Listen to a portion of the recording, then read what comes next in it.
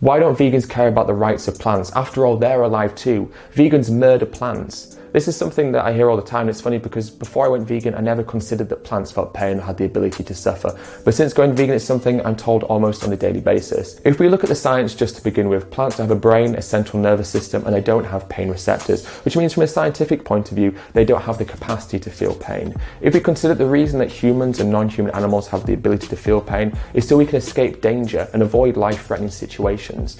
Plants can't do this. They can't evade danger and they can't escape life-threatening situations, which means from an evolutionary point of view, it would serve no purpose for them to feel pain.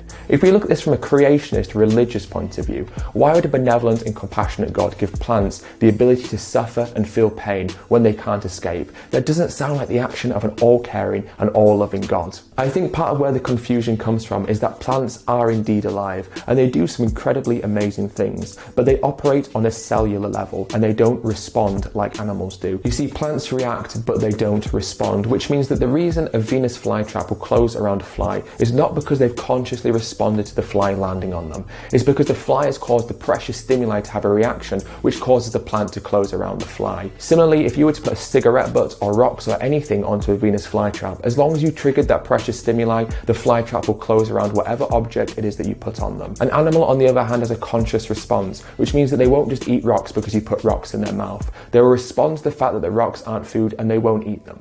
Another way to look at this is a doorbell. A doorbell will ring if you press the buzzer. Now, the reason the doorbell rings is not because it's conscious, it's because it's having a reaction to the fact that the doorbell has been pressed. Now, let's look at the ethics side of this argument as well, because I don't truly believe that anyone looks at the life of a plant and holds them in the same regard as the life of an animal. Ask yourself this question: if you were driving down the road and a dog ran out in front of your car, would you swerve onto a grassy verge to avoid killing the dog? If you would, then you yourself admit that the life of an animal has a higher moral value than the life of a plant. We also have to acknowledge that it takes up to 16 kilograms of plants to produce 1 kilogram of certain animal products, which means that vastly more plants are used in the production of animal products than they are vegan products, which means that vastly more plants are killed or murdered in the production of animal products than they are vegan products. So even if you truly believe that plants feel pain, they suffer, and they deserve to live just as humans or non-human animals do, then you should still be vegan, because by being vegan, it means that you're contributing to a lot less suffering to plants as well as animals.